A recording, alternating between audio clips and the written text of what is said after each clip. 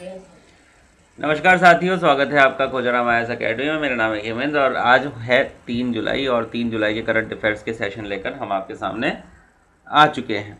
तो अगर आप प्रिपेयर कर रहे हैं किसी भी गवर्नमेंट जॉब्स की और गवर्नमेंट एग्ज़ाम्स की, तो फिर ये सेशन आपके लिए इम्पोर्टेंट होने वाला है, क्योंकि यहाँ पर हम लोग करंट अफेयर्स को डिस्कस कर रहे हैं। अब करंट अफेयर्स में देखो छोटे छोटे क्वेश्चंस होते हैं और कई कई अलग अलग एग्ज़ाम्स में, अच्छा ये स्पेसिफिकली आईएएस एग्ज़ाम्स के लिए नहीं, बहुत अलग अलग एग्ज़ाम्स के लिए हम ये सेशन करवा रहे हैं। तो अगर किसी को समस्या हो कि सर आईएएस एग्ज़ाम्स में ऐसे प्रश्न नहीं आते, तो उसमें टेंशन लेने की बात नहीं है। ये इंडिया में अलग अलग लेवल के सभी एग्ज़ाम्स के लिए कवर कर रहे हैं हम लोग ये वाली सीरीज़, ठीक है ना।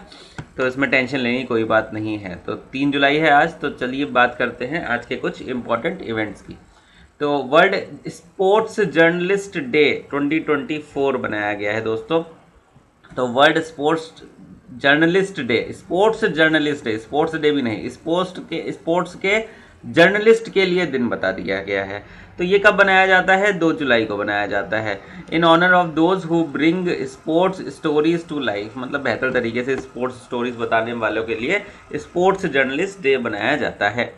इंटरनेशनल स्पोर्ट्स प्रेस एसोसिएशन ने ये स्टार्ट किया था। International sports press association AIPS started the world sports journalist day in 1994 से ये दिन 2 जुलाई का जो दिन है ये वर्ल्ड स्पोर्ट्स जर्नलिस्ट डे के नाम पे बनाया जा रहा है during the summer Olympic in Paris. तो उस समय समर ओलंपिक हुए थे पेरिस में, तो ये चीज़ जब डिफाइन करी थी कि इस तरीके से कोई दिन बनाया जाएगा। नेक्स्ट बात कर लेते हैं दोस्तों, एक कंपनी है PGCIL, तो वहाँ उसके नए CMD बनाए गए हैं। देखते हैं किनको बनाया गया है। PGCIL का फुल फॉर्म क्या होता है? Power grid. PGCIL power grid company होती है ये, power grid corporation of India limited. Power grid corporation of India limited ये कंपनी का नाम होता है। यह एक महारत्न कंपनी है। अब महारत्न कंपनी को क्या होती है बेटा? जो कि एक PSU हो और उसका जो टर्नओवर हो वो काफ़ी अधिक हो, तो वो महारत्न और नवरत्न और मिनी रत्न, ये 3 कैटेगरीज में हम लोगों ने डिफाइन कर रखा है इन कंपनीज को। तो Ravindra Kumar Tyagi has been appointed as the new chairman and managing director CMD of power grid. तो रविंद्र कुमार त्यागी जी यहाँ पे नए CMD chairman and managing director बने हैं पावर ग्रिड के, PGCIL power grid corporation of India limited के, सक्सीडिंग के श्रीकांत त्यागी। तो पहले भी त्यागी जी थे, अब भी त्यागी जी है। तो पहले थे के श्रीकांत त्यागी और अब कौन है? रविंद्र कुमार त्यागी। तो बहुत अच्छी बात है। आगे बात करते हैं। Akhilesh Pathak has become the new chief general manager. तो CGM की जो पोस्ट है, चीफ जनरल मैनेजर की जो पोस्ट है, वो भी यहाँ पे चेंज हुई है। अखिलेश पाठक जी बने हैं chief general manager of southern transmission system. ये कौन से सिस्टम के बने हैं? सर्दर्न ट्रांसमिशन सिस्टम के बने हैं। ओके, चलिए नेक्स्ट अगर मैं बात करूं, तो ये जो टर्म मैंने यूज़ किया था महारत्न, तो इंडिया में कितनी महारत्न कंपनीज है? टोटल इंडिया में 13 महारत्न कंपनीज है, ठीक है। And Maharatna scheme of central जो आपकी बनी है, ये बनी है कब से? मई 2010 से। मई 2010 में ये स्कीम हमने बनाई थी, जो कि महारत्न कंपनी के नाम पे थी, Maharatna scheme of central public sector enterprise, ठीक है ना। तो कौन कौन सी कंपनीज है जो कि महारत्न कंपनीज है और वो कंपनी का कौन से साल में इंडिया में बनी, वो उसकी बात करते हैं। सबसे पहली है BHEL, Bharat heavy electricals limited, ये 1964 में बनी थी। फिर Bharat petroleum corporation limited number 2 company है, ये 1976 में बनी थी। कोल इंडिया लिमिटेड 1975 में बनी थी। Gas authority of India GAIL ये चौथी कंपनी है, ये 1984 में बनी थी। HPCL Hindustan petroleum corporation of India ये नंबर 5वीं कंपनी है और ये 1974 में बनी थी। Indian oil corporation of India 1959 में बनी थी, तो ये हो गई छठी company. National thermal power corporation NTPC जो कि बहुत ही फेमस कंपनी है, ये है नंबर 7 कंपनी, ये बनी थी 1975 में। ONGC oil and natural gas corporation 1956 में बनी थी, 8 number company. Power grid corporation of India limited 1989 में बनी थी, सबसे काफ़ी रिसेंट है ये, तो मतलब जितनी भी महारत्न कंपनीज हैं उनमें सबसे रिसेंट PGCIL ही है। 8 नंबर ये बनी 9 नंबर कंपनी। 1989 में बनी थी। Steel authority of India limited 1954 में बनी थी। ये हुई कंपनी नंबर 10। उसके बाद अगर बात करें तो पावर फाइनेंस कॉरपोरेशन PFC 1986 में बनी थी, 11 number company. Rural electrification corporation of limited REC 12 number company 1969 में बनी थी। ऑयल इंडिया लिमिटेड 1959 में बनी थी और ये है 13 नंबर की कंपनी। तो टोटल यहाँ पे 13 महारत्न कंपनीज है जो कि पावर को बेसिकली पावर को, गैस को और जितनी भी एनर्जी रिलेटेड चीज़ें होती है ना, उनको ये महारत्न कंपनीज डील करती है। जैसे ये देखो किस किस चीज़ को ये डील कर रही है। तो ये इलेक्ट्रिसिटी या फिर पावर की बात कर लेते हैं। पावर हो गया, इलेक्ट्रिसिटी हो गया, पावर हो गया, इलेक्ट्रिसिटी हो गया। अच्छा, गैस हो गई, CNG गैस हो गई। उसके बाद ऑयल हो गया।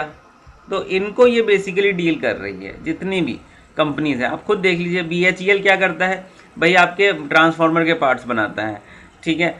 भारत पेट्रोलियम ऑयल हो गया, कोल इंडिया भाई ये कोल हो गया, तो कोल भी लिख लो यहाँ पे, कोल भी तो एक रिसोर्स ही तो हो गया, ठीक है ना। Gas authority of India gas हो गई, हिंदुस्तान पेट्रोलियम ऑयल हो गया। तो ये सिर्फ इन्हीं चीज़ों को ये डील करती है महारत्न कंपनी अपना, ठीक है।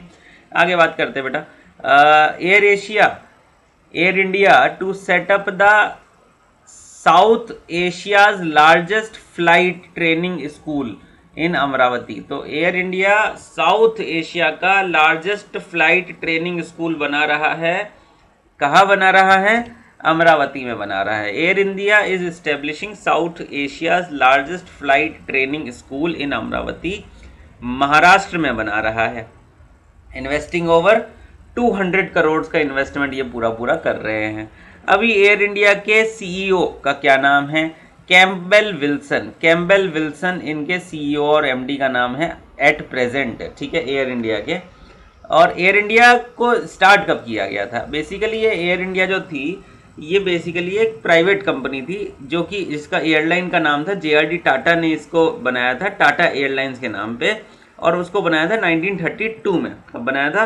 1932 में। After world war 2 in 1946 Tata airlines were converted into public company. Tata airlines कोई पहले प्राइवेट कंपनी थी, उसके नाम इसको उसके बाद इसको पब्लिक कंपनी में कन्वर्ट कर दिया गया और इसको रीनेम किया गया एयर इंडिया लिमिटेड के नाम पे। इसके नाम पे? एयर इंडिया लिमिटेड के नाम पे। अगली खबर की तरफ चलते हैं। झारखंड सेलिब्रेट्स हुल दिवस। झारखंड के जो लोग हैं उन्होंने सेलिब्रेट किया है हुल दिवस। हुल क्रांति दिवस was celebrated on 30th of June every year in mark of independence movement of 1855 led by the tribal heroes सीधो, कान्हो, चंड और भैरव। तो बेसिकली 1855 की क्रांति जब जो झारखंड में हुई थी उसको सेलिब्रेट करने के लिए, और वो बेसिकली जो क्रांति थी वो ट्राइबल वर्सेस ब्रिटिशर्स थी। तो सिंधो, कान्हो, चंद और भैरव ये ट्राइब है जिन्होंने इस क्रांति को स्टार्ट किया था। तो उनको रिप्रेजेंट करते हुए हुल दिवस, हुल क्रांति दिवस बनाया जाता है झारखंड में 30th of June को। Clear? More than 5,000 tribals from 400 villages of Jharkhand revolt against the British rule. Okay, around 50,000 tribal लोगों ने 400 विलेजेस से आकर रिवोल्ट किया था ब्रिटिश रूल के अगेंस्ट इस पूरे के पूरे सिनेरियो में। नेक्स्ट बात करते हैं शिमला एग्रीमेंट 1972। अब देखो यार, 2 जुलाई 1972, आज क्या है भैया? अभी कुछ दिन पहले 2 जुलाई गई थी। तो 52nd एनिवर्सरी हुई है शिमला एग्रीमेंट की।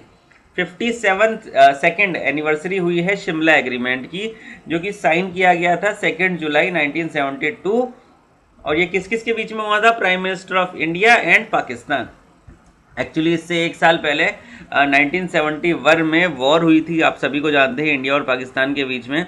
और जिसमें जो ईस्ट पाकिस्तान था उसको अलग कर दिया गया था और उसको एक इंडिपेंडेंस मिली थी एक तरीके से, और उसको एक नया देश बनाया गया था जिसका नाम बना अभी बांग्लादेश। 1971 की बात है। उसके बाद में हुआ क्या? 1972 2 जुलाई को शिमला एग्रीमेंट हुआ। यह एक पीस ट्रीटी थी, मतलब पीस बनाने के लिए एक एग्रीमेंट किया गया कि भाई हम लोग आपकी सेना आपके एरिया में नहीं जाएंगे और हम लोग आपके एरिया में नहीं जाएंगे, ठीक है। तो पहले इसको ईस्ट पाकिस्तान कहा जाता था, अब उसको क्या बोला गया, उसको बोला गया बांग्लादेश, ठीक बात है। और ये किस चीज़ का रिजल्ट था, 1971 इंडो पाक वॉर। तो ऑब्वियसली आप लोगों को पता ही है कि इंडिया ने इस वॉर को जीता था, उसके बाद ये बांग्लादेश नाम का नया देश यहाँ पे बना था, ठीक है ना। और इसमें अगर बात करें, India military intervention played a crucial role in this conflict significant altering the geographical landscape of the South Asia. South Asia का जो जोग्राफिकल लैंडस्केप है वो ऑब्वियसली चेंज हुआ ही है, पहले ईस्ट पाकिस्तान था, अब फिर बांग्लादेश है। अच्छा, इसमें की नेगोशिएटर्स कौन थे, इंडिया की तरफ से कौन थे, इंडिया की तरफ से थी इंदिरा गांधी जी, और पाकिस्तान की तरफ से उनके प्रेसिडेंट थे जुल्फिकार अली भुट्टो, ठीक बात है। अगली बात करें, फाउंडेशन डे ऑफ पुडुचेरी या पौंडीचेरी बोल लो, इसका फाउंडेशन डे बनाया गया। कब बनाया गया, देखो रिसेंटली 1 जुलाई को is marked as a foundation day of Puducherry as on the government of union government territory. Act कौन सा है, 1963, providing Puducherry with the legislative assembly and council of minister came into force. अच्छा जी, at present the union territory of Puducherry is formed in 1962, ये आप सभी लोग जानते हैं, out of the 4 colonies of French. तो बेसिकली जो पुडुचेरी है ये फ्रेंच कॉलोनीज हुआ करती थी और इनको बनाया गया था 1962 में। तो ये 4 जगह को मिला के पुडुचेरी बोला जाता है। उनमें से एक का नाम तो क्या है, पुडुचेरी ही है, एक का नाम है करिकल, एक का नाम है माहे और एक का नाम है यमन, ठीक है। तो ये 4 जगहों को मिला के पुडुचेरी आपका बोला जाता है, जो कि यूनियन टेरिटरी है, ठीक है ना। Puducherry and Karikal regions are surrounded by the state Tamil Nadu, where Mahe is surrounded by the state Kerala, और यमन कहाँ पे है, आंध्र प्रदेश में। तो इसको समझते हैं यहाँ से। अब ये देखो, यहाँ पे आपको पुडुचेरी दिख रहा है, पुडुचेरी, यहाँ पे है करिकल, एक जगह है पुडुचेरी, ये रहा, यहाँ पे है करिकल। अच्छा, यमन देखो कहाँ पे है, ये रहा यमन, और माहे देखो कहाँ पे है, ये रहा माहे, देखो ये रहा, ये वाली लोकेशन माहे की है। तो ये 4 अलग अलग जगह है और बल्कि काफ़ी दूर भी है एक दूसरे से। ये तो खैर फिर भी पास में है ये दोनों, पर ये जो माहे और ये यमन है ये तो काफ़ी दूर है, पर इनका नाम पुडुचेरी ही है, ठीक है ना। तो इस बात का ध्यान रखना, माहे पुडुचेरी, यमन पुडुचेरी, करिकल पुडुचेरी, पुडुचेरी। तो all these 4 location are part of the union territory which is known as Puducherry. Okay, इस बात का आप लोग ध्यान रखेंगे, क्लियर बात है। नेक्स्ट, अगली बात करें, प्रोजेक्ट नेक्सस ऑफ BIS। क्या है प्रोजेक्ट नेक्सस, इसको समझते हैं। The Reserve Bank of India RBI has joined project Nexus, RBI ने प्रोजेक्ट नेक्सस को ज्वाइन कर लिया है। Multilateral international initiative to enable instant cross border retail payments. तो क्रॉस बॉर्डर रिटेल पेमेंट्स को बढ़ाने के लिए ये प्रोजेक्ट नेक्सस को स्टार्ट किया गया है by interlinking domestic fast payment systems को इंटरलिंक करने का काम इसमें किया गया है। Project Nexus is conceptualised by the innovation hub of bank of international settlement which is BIS। BIS का फुल फॉर्म क्या है, bank of international settlement which is BIS, clear बात है। It seeks to enhance the cross border payment by connecting multiple global domestic instant payment system, ठीक बात है। It is the first BIS innovation hub project in the payment area to move toward the live implementation, बिल्कुल perfect. तो बिल्कुल ये सारी बातें हमारी कवर हो चुकी है। तो आज की क्लास में इतना ही, मैं मिलूंगा आपसे नेक्स्ट क्लास में। और अगर आपको किसी प्रकार की समस्या हो या फिर अगर आप और पढ़ाई करना चाहते हैं, किसी गाइडेंस की रिक्वायरमेंट हो, तो टेलीग्राम में डिस्क्रिप्शन में लिंक है हमारे टेलीग्राम का, उसको ज्वाइन करके आप अपने सवाल पूछ सकते हैं हमसे और रूबरू हो सकते हैं हमसे। मैं मिलता हूँ आपसे अगले वीडियो में, तब तक के लिए अपना ध्यान रखिए, धन्यवाद।